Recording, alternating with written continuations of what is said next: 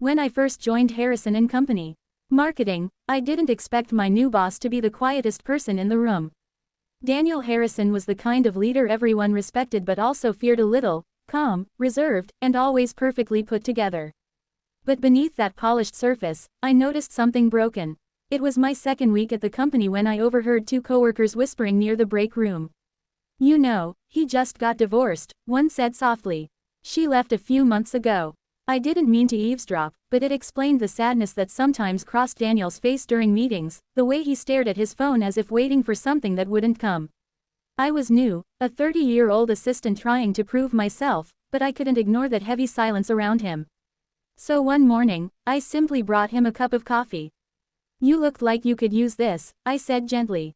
He glanced up, a little surprised, then gave me a small, polite smile. "Thank you, Claire." That was it, a two-word reply. But it was a start. Over the following weeks, I began noticing the small things that helped him open up. He worked late most nights, buried in reports and strategy documents. Sometimes I stayed, too, finishing presentations or catching up on data. I wasn't trying to impress him, it just felt wrong to leave when he looked so lost in his thoughts.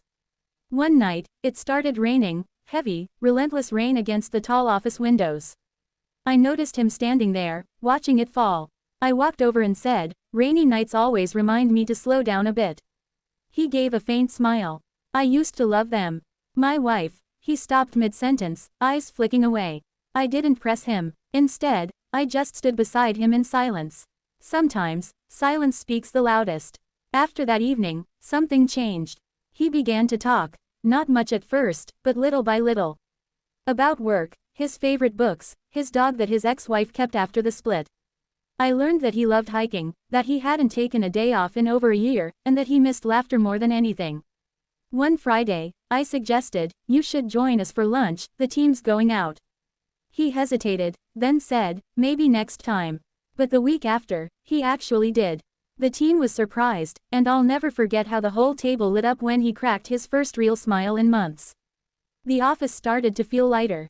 People began seeing him not just as the boss, but as a person.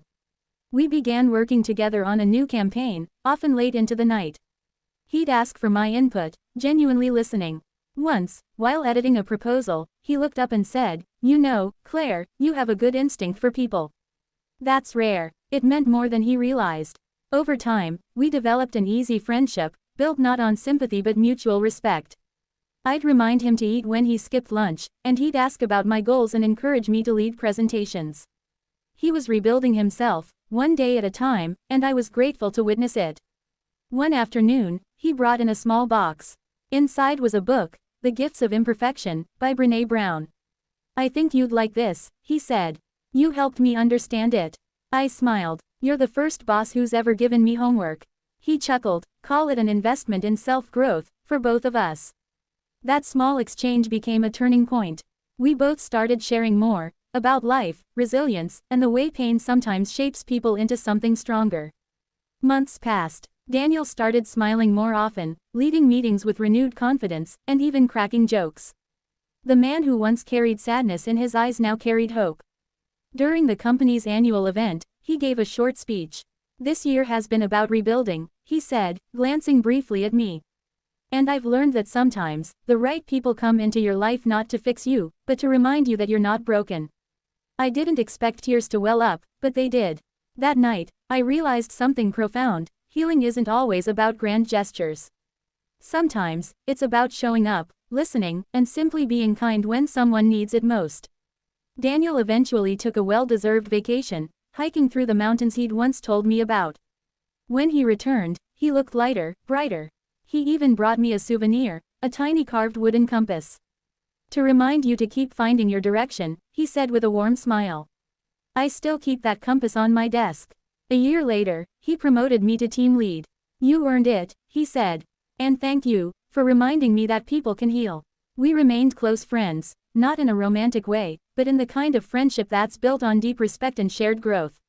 His story taught me that everyone faces storms, but kindness can be the umbrella that helps someone stand again. Sometimes, helping someone heal also helps you discover your own strength. And maybe that's what true friendship is all about, standing beside someone until they can see the light again.